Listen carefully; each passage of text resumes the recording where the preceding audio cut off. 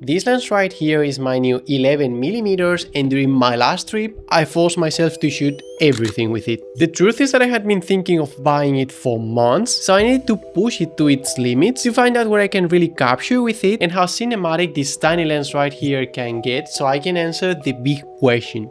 Is this lens actually for us, for you and I, so we can properly document our trips, or has this been my new stupid purchase? Because I've always said that my go-to lens, the one that lives in my camera, is my Sigma 18-50 because it's super versatile and I'm covered in nearly 80% of the cases. But there were a few scenarios where I needed an extra edge and it was starting to get annoying, so I started doing my research. My first thought was like, okay, let's get a fisheye lens, but I wasn't sure if I wanted to document my trips with such distortion. It's just that I wouldn't feel comfortable shooting beautiful places with a meme lens, if that makes some sense. So that's when I landed at the 11mm world. If you check right now, there are three options. Well, 2.5. There's the Sony 11mm, but it's a bit expensive. It's around 700 euros, and since I wasn't sure if this was gonna become a stupid purchase, I didn't really feel comfortable spending that much money. And yeah, I saw one secondhand at 400, but still it's like, not really sure, so it's a no. Then it's the half option, which is the Sigma 10-18mm, but there are three reasons why I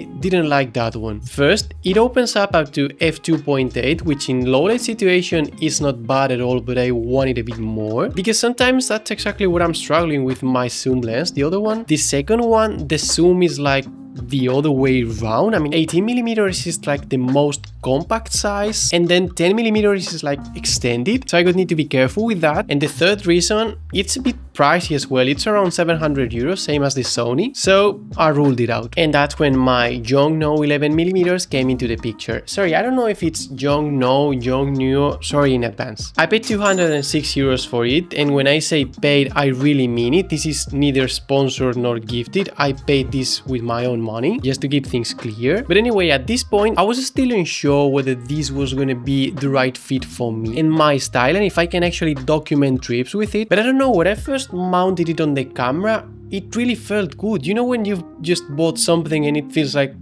this may not be for me, like instant regret? Well, in this case, it was completely the opposite. By the way, if you like how I've color graded this video, you can get my vertical power grade for free. It's in the description, so check it out. Anyway, what I'm looking for these days in my cinematic vibe is depth. I need a background, I need a subject, and I need a foreground. And I want those three layers kind of separated from each other. So one of the tools that we can use for that is bokeh. With my zoom lens, it's very easy to get it, but the problem is that those 18mm in the APS-C ecosystem can get a bit too tight, or at least to me they feel like a bit too close to the camera. So these 11mm sounded like the perfect solution to my problem. But the problem this lens has is that it's a bit tricky to achieve that bokeh effect, because it's very wide, so real quick distance wise everything's just in hyper focus, and you lose that separation, you lose that tool like very quickly. But that doesn't mean we can get creative. I found two options to get that depth. The first option is placing something very close to the camera, so it creates a strong foreground. And the second alternative is finding a composition that has lines. This lens right here is very good at accentuating lines in the shot. So especially for trips when you're filming in a lot of different locations, it's very easy to find those lines and getting them into your composition. For example, if there's a road or something, you can accentuate them even more by lowering yourself towards the ground, so they become like more intense. Or another example, this shot is by far one of my favorite because it combines both of the ideas I've just said. Here I use this good sign to kind of frame my shot, and even though the lines are not pointing directly towards the background, it's adding a cool foreground and it's so much interesting for the eye. Same idea in the shot, I use the window to frame the frozen lake, and even with this handheld shot, my arm can also be a line. So at this point I was like, okay, I think I can get very creative with this lens. Se vienen cositas, as we say in Spanish. But another box this lens needed to tick is weight, because I wanted it to be easy to carry around. Because I also have my Sigma 16mm, that's the one you're seeing right now, and don't get me wrong, it's a beast lens, I really love it. It's wide enough, and in low light conditions it's a beast because it opens up to f1.4. But the problem that this lens has is that first, 16mm compared to 18 compared to the zoom lens doesn't feel like a lot of a difference. And second, yeah, the lens is so good, but it's so bulky, it's so heavy, or at least to me it feels a bit heavier than it should. And it's like bringing it around, especially during trips, doesn't add that much, and the whole camera combo gets too heavy. And I don't like it because I start getting friction from capturing those moments. But still, owning this prime lens is the reason why I've been overthinking this purchase for months. Because I was like, are the differences like really worth it? But well, this lens is around 260 grams, so the whole camera plus lens combo gets very compact and lightweight, so I can take it literally anywhere. And I think it's a great combo because what I've been doing is keeping it in my camera as the first option, so I can just capture moments without overthinking it, just having fun and also not needing to worry about low light performance because it opens up to f1.8, so it's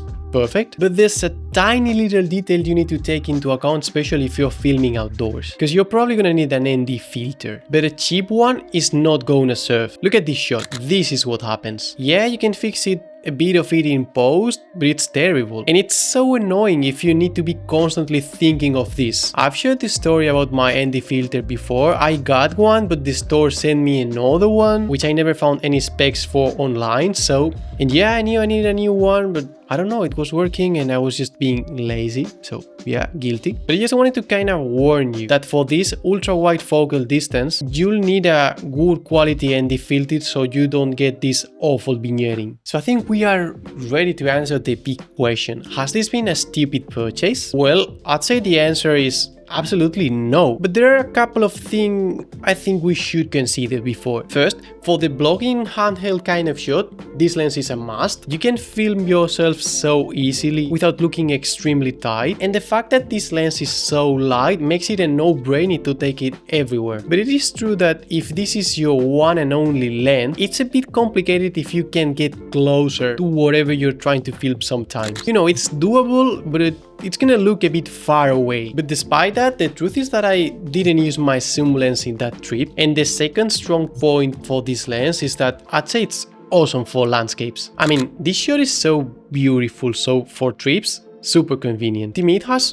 reduced decision fatigue a lot, like what lens should I pick now? From now on, my default is this 11mm. I can film myself very easily, and then if I want something more specific that's more like perfected, curated, then it's when I'll switch to my zoom lens. Or if I had to ditch my zoom lens, I'd say I'd be getting a prime that's around 35 or even 50mm, provided it's always lightweight and compact so I don't get that friction. And if you want to learn more about how to film yourself and look cinematic, this video right here is a must for you. Don't forget to get my vertical power grade, and yeah, see you in the next one. Thanks a lot for watching.